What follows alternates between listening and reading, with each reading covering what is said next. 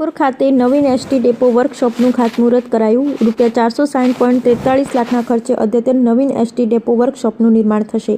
આજરોજ બનાસકાંઠાના સાંસદ શ્રી પરબતભાઈ પટેલના હસ્તે પાલનપુર મુકામે આવેલ નવીન એસટી ડેપો વર્કશોપનું ખાતમુહૂર્ત સમારોહ યોજાયો હતો। ગુજરાત રાજ્ય માર્ગ વાહન વ્યવહાર નિગમ પાલનપુર વિભાગ દ્વારા આયોજિત કાર્યક્રમમાં જૂના અને જર્જરિત ડેપો વર્કશોપને ડિમોલિશન કરી આરસીસી ફ્રેમ સ્ટ્રક્ચરવાળા નવીન ડેપો વર્કશોપનું ખાતમુહૂર્ત કરવામાં આવ્યું હતું।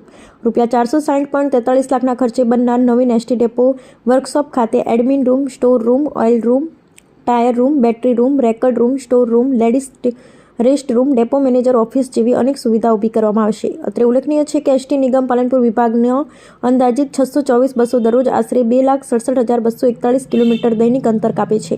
આ કાર્યક્રમમાં હાજર મહાનુભાવ હસ્તે જિલ્લા માહિતી કચેરી પાલનપુર દ્વારા પ્રકાશિત બનાસકાંઠા જિલ્લા વિકાસ વાટિકા 2023 પુસ્તક વિમોચન કરવામાં આવ્યું હતું।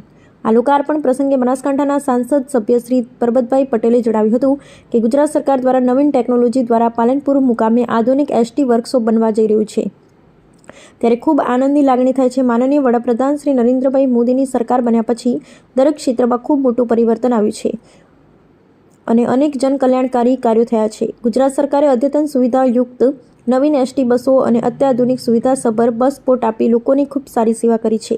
કાર્યક્રમમાં પાલનપુરના ધારાસભ્ય શ્રી અનિકેતભાઈ ઠાકરે એસટી વર્કશોપના નવીનીકરણના પ્રોજેક્ટ માટે શુભેચ્છા આપતા જણાવ્યું કે ગુજરાત એસટીનું પાલનપુર ડિવિઝન ખૂબ મોટું ભગીરથ કાર્ય કરે છે।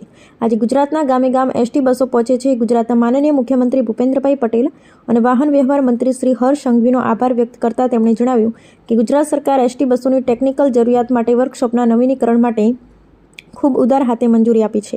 માહિતી ખાતા દ્વારા પ્રકાશિત બનાસકાંઠા જિલ્લા વિકાસ વાટિકા પુસ્તિકાને અનુલક્ષીને ધારાસભ્યશ્રીએ જણાવ્યું કે આ પુસ્તિકામાં જણાવેલ યોજનાઓ અને સરકાર સિદ્ધિઓ રાજ્ય અને કેન્દ્ર સરકારના વિકાસ કાર્યોની પારદર્શિતા સાબિત કરે છે।